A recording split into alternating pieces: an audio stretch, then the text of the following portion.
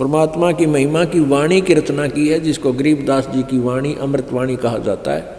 उसी अमृतवाणी से कुछ वचन आपको सुनाते हैं।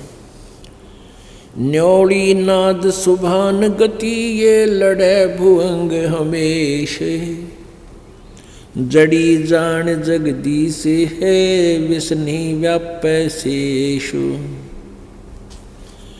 अंश गमन करते नहीं ये मान सरोवर छाड़, कौवा उड़ उड़ जाता है वो खाते मांसाहार।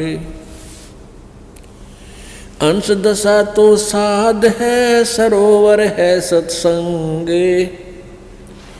मुक्ता हलबाणी चुगे ये चढ़त नवेला रंग।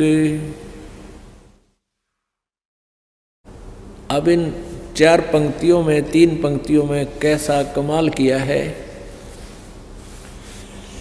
न्योली नाद सुभान गति लड़े भुजंग हमेशे, जड़ी जान जगदीश है विष्णा व्यापै शेष। अब क्या बताते हैं गरीबदास साहिब जी अपनी अमृतवाणी में कि जैसे नेवला एक जानवर होता है, वो 9 इंच का उसे गिलहरी आपने देखी हो, गिलहरी इससे थोड़ा बड़ा होता है और ब्राउन कलर के उसके बाल होते हैं, बाल ब्राउन कलर होता है। ऐसा ही मिलता जुलता इतना ही प्राणी होता है और वो सर्प को मार देता है। सर्प कितना लंबा होता है, को 6-6, 7-7 फुट का, 8-8, 10-10 फुट का लंबा हो जाता है। लेकिन वो छोटा सा प्राणी उसको कैसे मार सकता है, उसकी एक विधि, एक तरीका है उसके पास। वो सर्प को उस समय छेड़ता है जब उसको आसपास ये पता होता है कि इस झाड़ी में वो जड़ी है, उस जड़ी को सूंघ लेता है, उस जड़ी की महक को अपने अंदर समा लेता है और आकर के सर्प के सामने खड़ा होकर नेवला अपने श्वास छोड़ देता है। उस जड़ी की महक सूंघ कर जो आया था वो सर्प को सूंघा दी। उस जड़ी के सामने, उस जड़ी की महक के सामने सर्प को चक्कर आने लग जाते हैं, वो बेसुध हो जाता है। अब नेवला क्या करता है, जड़ी उस झाड़ी में जाता है, वो सूंघ कर आता है उस जड़ी को और सर्प के सामने दूर से निकट आकर के कभी दूर हो जाता, कभी निकट आता है और ऐसे छोड़ देता है उसको, श्वासों को। अब सर्प चक्कर काट, वो डरता उस जड़ी से, तो भागने की चेष्टा करता है और कुछ उसको वो ऐसे डगमग सा हो जाता है। तो फिर भाग के वो जंप लगा के नेवला उसके पीछे सर्प के शीश पर आ बैठता है पाछे के और उसको पकड़ देता है और फिर मुंह के ऊपर फिर श्वास फिर छोड़ता उसके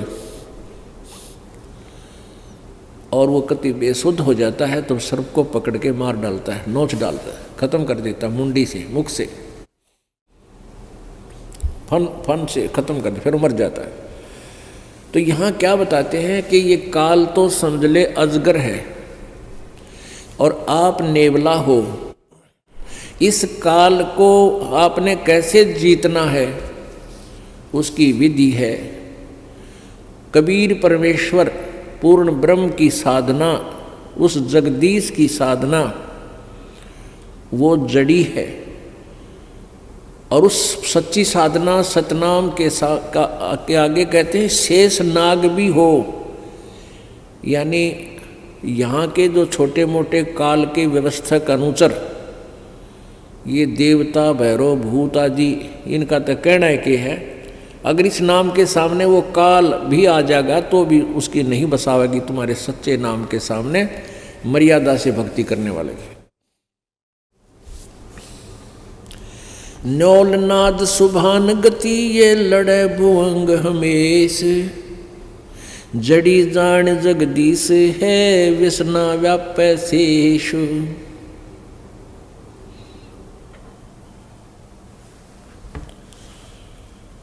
और फिर क्या उदाहरण दिया है, अंश गवन करते नहीं ये मान सरोवर छाड़े, कौवे उड़ उड़ जाते हैं ये खाते मांसाहारे। अंश दशा तो साध है सरोवर है सत्संग, मुक्ता हलबाणी चुगे फिर चढ़े नवेला रंग। हंस जो होते हैं, संत मते में हंस किसे कहते हैं, हंस वो भक्त है जिसने दूध और पानी छान लिया, यानी सत्य असत्य का जिसने निर्णय कर लिया, बीड़ी शराब मांस तंबाकू चोरी ठगी जारी बकवादों से परहेज कर लिया। एक हंस पक्षी होता है, आपने बुगला बहुत देखे होंगे, बुगले जो तालाबों के आसपास रहते हैं और वहाँ मछलियाँ खाते हैं, मछली, उनने कुछ भी पा जा, घुग्गे पा जा, वो कीड़े मोकड़े हारन जैसे शंख जैसे उसके अंदर मांस सा होता जीव, उसको खा जा। कौवे भी ऐसे खाते हैं, कौवे भी मांस खाते हैं, को मछली ठहगी उसने छोड़े नहीं है, ऐसे कीड़े मकोड़े खाते हैं। तो कहने का भाव ये है कि जो हंस होता है, हंस पक्षी, वो उस मान सरोवर को जहाँ पर मोती होती हैं वो मोती खाता है, और बुगले जैसा होता है, अन्य पक्षियों जैसा ही प्राणी है, लेकिन वो मच्छी नहीं खाता, घोगे नहीं खाता, कीड़े मकोड़े नहीं खाता, वह केवल मोती खाता है। और एक गुण है उस हंस पक्षी के अंदर, वो अगर आप उसने 1 गिलास दूध में 1 गिलास पानी डाल दो और वो दूध पी लेगा, पानी उसी पात्र में शेष छोड़ देता है।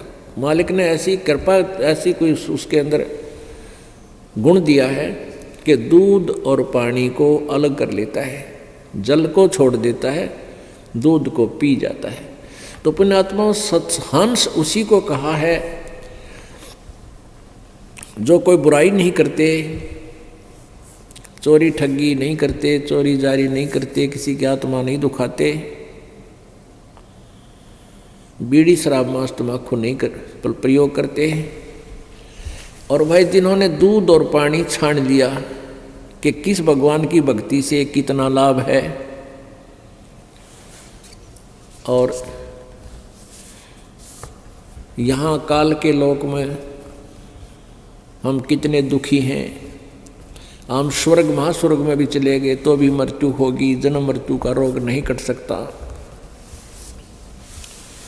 तो उनको हंस कहते हैं, कहते हंस गवन करते नहीं मान सरोवर छाड़े, और कौवे उड़ उड़ जाते हैं वो खावे मांसाहारे। हंस दशा तो साध है और सरोवर है सत्संगे, मुक्ता हलबाणी चुगे फिर चढ़े नवेला रंगे। जो हंस होते हैं, अच्छी आत्मा होती है, वो सत्संग छोड़कर नहीं जाते। ये सत्संग तो समझो एक तालाब है, सरोवर है, और आप जी हंस हैं, साध सोए जो सीधा चले, सब बुराइयों को छोड़ दे, भगवान की भक्ति करे, परमात्मा में ध्यान रखे, वो साध होता है। परमात्मा बार बार कहते हैं, कहे कबीर सुनो भाई साधो, यानी हम तो साधु समझा करते हुए डले ढोवे, कान पढ़वा रहे, दाढ़ी बढ़वा रहे, जंगल में धक्के खावे, वो साध नहीं। साध तो वे जो सही भक्ति करे, सत्य भक्ति करे, बुराइयों तो बच कर है, वही मनुष्य साध है। तो क्या कहते हैं, हंस दशा तो साध है। आप जी तो हंस हैं और सरोवर है सत्संग, और यहाँ ये परमात्मा के मोक्ष मार्ग रूपी मोती आप चुग रहे हो, ग्रहण कर रहे हो, और चढ़े नवेला रंग। जितना ज्ञान सुनोगे उतनी आस्था मालिक में और उमंग बढ़ेगी। चाहे सारा संसार एक तरफ और भक्त एक तरफ, आप फिर इस ज्ञान से दूर, इस सत्संग को छोड़कर, इस दास को छोड़कर आप कहीं नहीं जा सकते। और जो यहाँ से छोड़कर जाते हैं उनके बारे में कहा है वो तो कौवे उड़ उड़ जाते हैं, जो खाते मांसाहार, जिन पर बुराई नहीं छूटती, लालच लोभ नहीं छूटता, वो जाया करें। वो कौवे हैं, वो हंस नहीं बने। हंस गवन करते नहीं मान सरोवर छाड़े। हंस नहीं जाया करते मान सरोवर ने छोड़कर जहाँ ऐसी मोती मिलते हैं। ये कौवे उड़ उड़ जाते हैं, वो खाते मांसाहार। हंस दशा तो संत साध है, ये सरोवर है सत्संगे। मुक्ता हलवाणी चुगे फिर चढ़े नवेला रंगे। आगे क्या बताया अमृतवाणी में? दरस परस नहीं अंतरा, दरस परस नहीं अंतरा, रोमी वस्त्र बीच। पारस लोहा एक डग, ये पलटे नहीं अबीच। अपने आत्मा कितनी, देखो वेदों और गीता को समझना बहुत आसान है। ये परमेश्वर का जो सूक्ष्म वेद है, परमेश्वर कबीर जी की महिमा से की वाणी, गरीबदास साहेब जी को परमात्मा ने अपना ज्ञान दिया। कबीर जी ने, गरीबदास जी भी कहते हैं कि मेरा ज्ञान योग दिया खोल। कबीर परमेश्वर जी ने मेरा ज्ञान रूपी योग खोल दिया, अर्थात मुझे वो अपना ज्ञान मेरे में फीड कर दिया। अब उस ज्ञान के आधार से क्या बता रहे हैं गरीबदास साहिब जी ने? दरस परस नहीं अंतरा, अरुमी बस्तर बीच, पारस लोहा एक कडेगे पलटे नहीं अभीच। अब हंस और कौवे क्यों बन गए? हंस तो ज्ञान को समझकर समर्पित हो गए, वो तो बन गए हंस। और जिन्होंने मन दिया नहीं, सत्संग में आते रहे, बड़ी अच्छे श्रद्धालु दिखते रहे, लेकिन आस्था बनी नहीं, परमात्मा से, गुरुदेव से उनका मेल नहीं बना। मेल का अर्थ ये नहीं होता कि आप आते हो, सेवा भी करते हो, साथ भी रहते हो, सत्संग भी सुनते हो, लेकिन अंदर से जगह, अंदर से कनेक्शन नहीं बना, अंदर से कसक नहीं बनी, तो कहते हैं उनमें परिवर्तन हो को ना। जैसे एक लोहा, एक पारस नाम का पत्थर होता है, पारस, एक पारस पत्थर है, पत्थर जैसा होता है सिंपल, और उसको पहचानना सबके बस की बात नहीं, जैसे लाल को पहचानना। तो उस पारस का एक टुकड़ा पत्थर हो 1 किलो का, और उसको चाहे 100 टन लोहे का घिसा दे, एक स्थान पर टच कर दे उसको अच्छी तरह, उनका कति मेल हो जा, और फिर देखे, कहते उस पूरे के पूरे उस मांस को, मंडल को, उस एक सरिये का ला दिया, सरिये को गार्डर का ला दिया, गार्डर को पूरे गार्डर के गार्डर को, थाम को सोना बना देता है। लेकिन कहते हैं परमात्मा ने लिखा पारस लोहा, दरस परस नहीं अंतरा, रुमी वस्त्र बीच। अब लोहा और पारस कति साथ साथ रखे हैं, और उन दोनों के टच होने में एक बिल्कुल इतना भी स्थान रह गया ना, जैसे कहते हैं रोमी वस्त्र, जैसे बाल, ये बाल है रोमकूप का, यानी बाल जितनी भी आपस में दूरी रहेगी, या बिल्कुल पतली सी जो वायल होती हैं बहनें ओढ़ती हैं, या पतली चादर, मुलमुल का कपड़ा, कहती ये भी इतना भी बीच में कपड़ा आर पार हो जाए, इतना भी डिफरेंस आपस में रहा, मिलन नहीं हुआ, चाहे कितने दिन पास रखे रहो लोहा और पारस, उसमें परिवर्तन नहीं हो सकता। यानी जो व्यक्ति यहाँ भी रहते हैं, गुरुदेव के साथ रहते हैं, सत्संग भी सुनते हैं, और मिले नहीं मन से, वो हंस नहीं बन सकते, वो कौवे रहा करें। और ऐसे कौवे फिर छोड़कर इसको स्थान को जा सकते हैं, वो जाएंगे कि उनकी आदत सुधरी नहीं। आप प्रतिदिन पढ़ते हो नित्य नियम में, बिन गुरु मिले मोहे ना पावे। अब गुरु तो पास ही होते हैं, मिलने का अर्थ क्या है? गुरु जी से एक ही भाव हो जाना, समर्पित हो जाना, मन में दोष ना रखे, गुरु जी कहते हैं गुरु मानुष कर जानते तो ते नर कहिए अंध वह दुखी संसार में आ गए इनके फंद। तो यहाँ उस स्थिति को क्लियर किया है। दरस परस नहीं अंतरा रूमी बस्तर बीच, और पारस लोहा एक डिग वो पलटे नहीं अभीच। चार मुक्ति बैकुंठे बटे सप्तपुरी सैलान, आगे धाम कबीर का हंस न पावे जान। अब गरीबदास साहिब जी बता रहे हैं चार मुक्ति बैकुंठ तक की दौड़ है, और सपतपुरी ऊपर अलग से एक अलग 7 ऐसे इकट्ठा ग्रुप है, 7 उनका नगरी बनी हुई है, उनका एक एक राजा बनाया जाता है जो अच्छी आत्माएं होती हैं। कहते ये चौथी मुक्ति जो तुम साधना करते हो मैक्सिमम 4 मुक्ति प्राप्त होंगी, और वहाँ इन 7 नगरियों के राजा भी बन सकते हो कभी कभी, कोई किसी का कोई किसी का। इनसे आगे धाम कबीर का, आगे ऊपर हंस न पावे जान, यानी अच्छी आत्मा भी है, भक्ति भी कर रहे हैं, लेकिन गुरु जी से विमुख हो गए, वो फिर आगे नहीं जा सकते।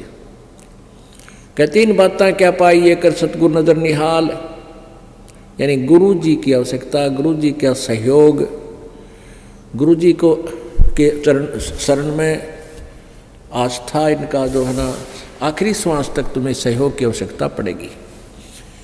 यदि आप जी इस दास के प्रति किसी कारण से भी कोई मन में दोष रखकर और दूर हो जाते हो, भक्ति भी कर रहे हो, फिर आगे नहीं जा सकते, क्योंकि आप इस दास के सेवक को, अनुयायी को, इस दास से प्राप्त इस लाइसेंस को, यानी पासपोर्ट जिसने मिल गया, मंत्र मिल गया, जाप मिला, नाम मिला, उस शिष्य को तिरकुटी पर जाकर परमात्मा इस दास के रूप में मिलेगा। और आप जी हैं, जैसे आपका अंतःकरण मिला हुआ इस दास से, जब भी दास बाहर आता है तो आपकी आंखें एकटक लग जाती हैं, कहाँ है गुरु जी, कहाँ से खड़े हैं, तो वो ही दशा होगी वहाँ पर। और जिनके अंदर दोष होगा, चाहे वो वहाँ पर पहुँच गए हों, तो वो पीछे न टला करें, अब छोड़ 5-6 तो वहाँ उनको टाल देगा परमात्मा अपने आप। यानी जो स्वभाव आपका यहाँ बन रहा है, ये एक रिहर्सल कराई जा रही है आपकी। दास तो एक आप जैसा ही है, आपका ही भाई बहन बच्चा, आपका गुरु ला लो, लेकिन इस दास को आपने परमात्मा समझ के अपना भाव बनाना है उस मालिक के चरणों में पहुंचने के लिए। ये एक इक्वेशन है, ये एक फार्मूला है परमात्मा के पाने का। कहते हैं जैसे एक गणित का एक प्रश्न आता है जिसमें मूलधन ज्ञात करना होता है, वो ऋण का होता है।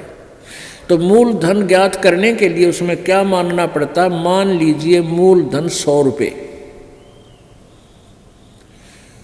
उस ओरिजिनल मूलधन, वास्तविक मूलधन को प्राप्त करने के लिए, यानी प्रश्न का हल करने के लिए, सफल होने के लिए, पास होने के लिए, हमने सबसे पहले मानना पड़ता, मान लीजिए मूलधन 100 रुपये, और फिर उससे हम उस वास्तविक मूलधन को प्राप्त करेंगे। वो 100 रुपये बहुत कम राशि होती है, और वास्तविक मूलधन करोड़ों में होता है, लेकिन करोड़ों वाला मूलधन पाने के लिए 100 रुपये मूलधन मानना पड़ेगा। इसी प्रकार ये दास को इसी स्थिति में समझो, मान लो गुरुजी भगवान, दास भगवान नहीं, दास है, लेकिन आप जी को ये फार्मूला लाना पड़ेगा। और गुरु जी यहाँ भगवान है, और भगवान इस दास के पास सामने हो, तो आपकी कैसी बोली, कैसा रहना, कैसे विचार, जिस उस परम शक्ति को हम मिलने जा रहे हैं, जिस महबूब से हम मिलने की तैयारी कर रहे हैं, और वो सामने खड़ा होगा, तो हमारी कैसी गतिविधि हो, कैसा हृदय में जगह हो, किस प्रकार का आचरण हो, तो ये आपने इस दास के साथ रिहर्सल करके बनानी पड़ेगी। यहाँ कोई भी है, इस दास को आप आओगे, आते हो, मिलते हो, तो ये सोचे कि हम भगवान से मिलने चले हैं, क्योंकि वहाँ त्रिकुटी पर आप जाओगे, इस दास के रूप में मालिक बैठे मिलेंगे। और आपके मन में, क्योंकि वहाँ तो किसी कहने की जरूरत को नहीं, आपके अंतःकरण की अलग से अब आपके माथे पर बोर्ड लग जाएगा कि इसमें कितना दोष है, इसमें कितना दोष है, रिजेक्ट हो जाओगे वापस। और जो पास हो गए वह पास हो गए। जिन्होंने गुरु जी को जैसा यहाँ आपका मेरे प्रति व्यवहार है, दास के भगवान के प्रति आपका ऐसा ही होगा। तो यहाँ क्या बता रहे हैं, चार मुक्ति बैकुंठ बट सप्तपुरी सैलान, आगे धाम कबीर का हंस न पावे जान। वहाँ नहीं जान पाओगे, वहाँ नहीं जा सकोगे जब तक आप गुरु जी के प्रति पूरी श्रद्धा नहीं होगी। मौन रहे मग्नालय है ये मार्ग बंकी बाट, सुन शिखर गढ़ सुरंग है कर सतगुरु से साठ। साठ माने सतगुरु जी से सौदा कर ले, और सतगुरु के बिना आगे नहीं जा पाओगे। मौन रहे मग्नाल है और मार्ग बंकी बाट, और रास्ता बहुत टेढ़ा आगे का। सुन शिखर गढ़ में सुरंग है, ऊपर कहते एक ऐसी सुरंग में से निकाल के ले जाएंगे भंवर गुफा से। कैसे निकलोगे, कर सतगुरु से साठ। 9 लख नानक नादे में ये 10 लख गोरख तीर, लाख दत्त संगी सदा ये चरणों चरच कबीर।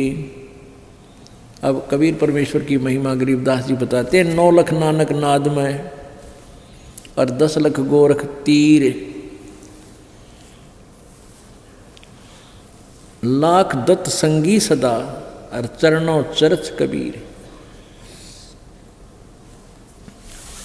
क्या बताते हैं कि 9 लख नानक नाद में, हो नानक जैसे महापुरुष पुण्यात्मा 9 लाख नानक नाद में, यानी इसी आत्मा तो लाखों हैं परमात्मा के चरण जो पार हुई हैं। और 9 लख नानक नाद में 10 लख गोरख तीर, और गोरख जैसे सिद्ध पुरुष परमात्मा ने यानी उनके सामने आकर के उनको भी अपनी हार माननी पड़ी और सतमार्ग ग्रहण करना पड़ा। लाख दत्त संगी सदा ये चरणों चर्च कबीर, दत्तात्रेय जैसे भी, क्योंकि हम जिन महापुरुषों की गणिमय मान बैठे हैं उन्हीं के नाम गिनाए जाते हैं कि ऐसे ऐसे तो उस परमात्मा के चरणों में कितने आके समर्पित हुए। 9 लख नानक नाद में ये 10 लख गोरख पास, अनंत संत पद में मिले ये करोड़ तेरे रविदास। अब कहते परमात्मा की शरण माने के बाद अनंत संत भक्त आत्मा सतलोक प्राप्त करिए, बहुत गुणे असंख्य, और करोड़ों रविदास जैसी पुण्य आत्मा भी करोड़ों पार हो। इस उस तरह यानी जिस क्रिया में, जैसे रविदास जी कबीर जी के साथ बहुत निकट रहते थे, उनको पहचान चुके थे, कहते इसे संत भगत भी बहुत कबीर जी के हुए हैं और वो इस तरह भी पार हुए हैं। गोरख जैसे आकर वाद विवाद किया, उन्होंने फिर ज्ञान ग्रहण किया, इसे भी बहुत हैं जो परमात्मा के चरणों में लगे हैं। नानक जी जैसे भी को पार किया, जैसे बेई नदी से ले गए, उनके ऊपर शरीर को आत्मा को सतलोक दिखाया, सचखंड दिखा के छोड़ा, फिर भगवान को पहचाना। कहते ऐसे ऐसे इस तरीके से भी अपने बहुत से पार किए हैं। रामानंद से लक्ष्य गुरु ये तारे सिसके भाई, और चेलों की गिनती नहीं जो पद में रहे समाये। कहते रामानंद से लक्ष्य गुरु, अब रामानंद जैसी आत्मा भी कहते हैं उनका शिष्य बने भगवान, उनको इस तरीके से पार कर दिया। और चेलियाँ की तो गिनती नहीं जो सीधे नाम लेकर पार हो गए, जो मालिक के पद में रहे समाये, यानी सतलोक में भेज दिए। बोलो सतगुरुदेव। परमेश्वर कबीर जी की असीम कृपा से